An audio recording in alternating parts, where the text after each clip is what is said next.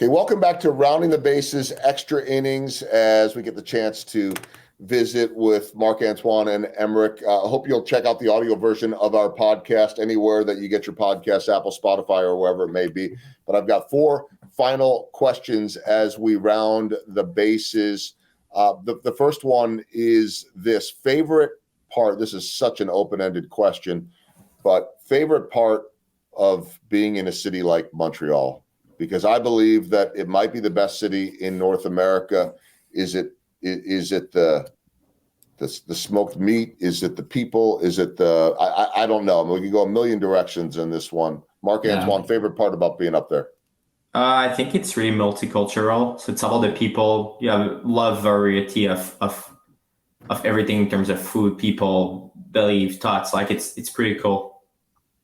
For me, I'd say the worst and the best come from the weather, because the winter is so hard here that in the summer, people are so happy that like finally we get some good weather, that there's that kind of like exhilarating vibe like to the city that you cannot find like anywhere else, I feel.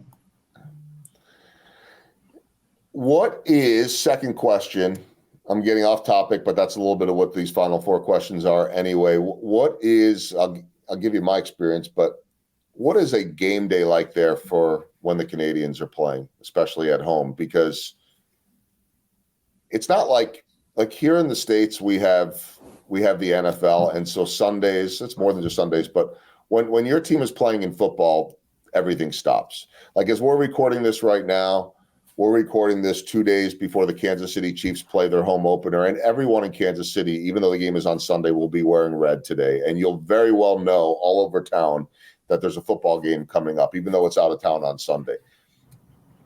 But seeing a day when the Canadians are playing, at least my perception, I was walking up and down the streets when I was covering game there. That's all anyone was talking about was the lines that night and what was going. It was just one game out of, what do they play, 81 games or whatever it is. What is a game day in the NHL like there, guys? I think that the time where it became the more crazy is actually playoff. Yeah. You will have people who, let's say my girlfriend, she don't really listen to any hockey, or even my mother, but they will become the biggest fan of the Canadian when Canadians are good and they go to playoff. So when they make the playoff, it became all the city. Everybody talked just about that. Similar thoughts there, Emeric? Yeah, no, it's really a religion here.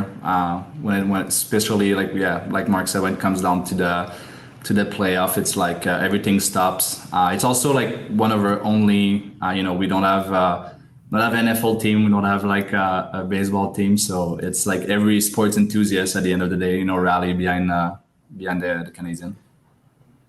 Yeah, but I told you I want baseball to come back because. Yeah. First off, there were some great Expos teams back in the day. I mean, like superstars. And then they had the baseball strike, which ended everything because I think they were maybe going to do it that year.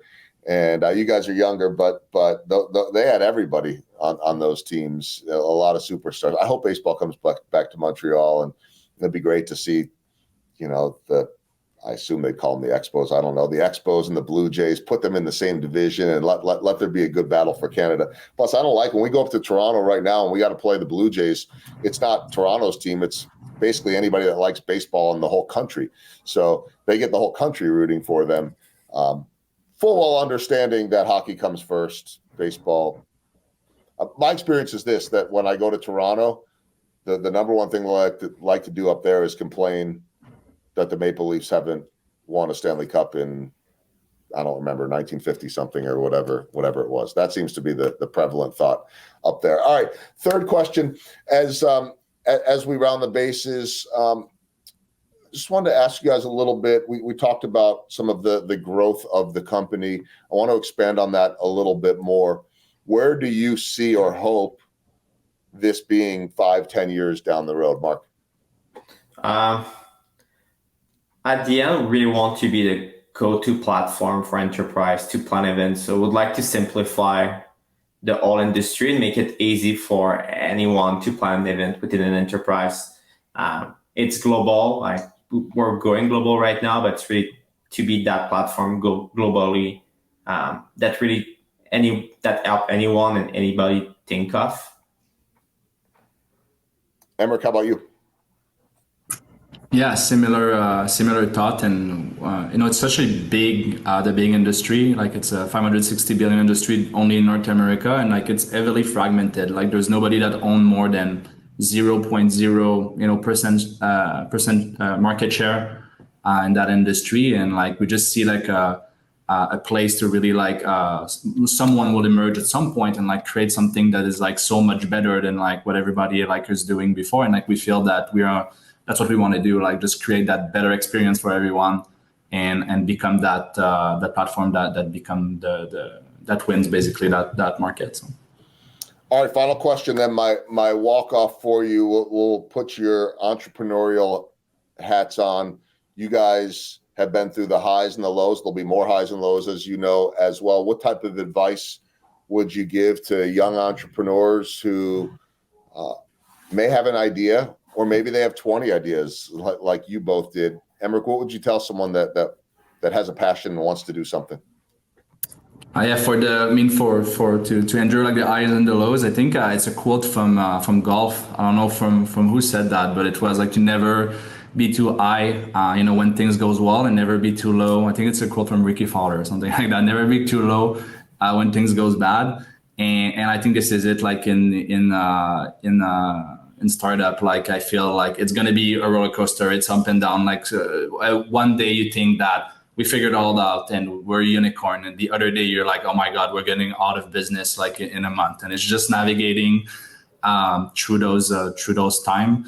And what is cool is like when you look back though, you realize that like, okay, we're actually like, it was a roller coaster, but it actually overall it's going up, like, but it's difficult emotionally, so you have to be prepared for that. So Marc, how about you? I think it's a great time to launch a business. Like it usually always a great time, but especially in tech right now, it might be harder to raise money, but the talent is more available.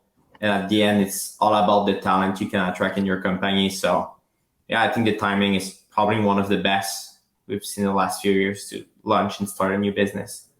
Well, just like the two of you did, and you made it through COVID, and you're able to talk about it with a lot more good coming. Again, I want to remind everybody, it'll be in the show notes, that you can learn more about what Marc and Emeric are doing at planned.com. Pretty simple, planned.com.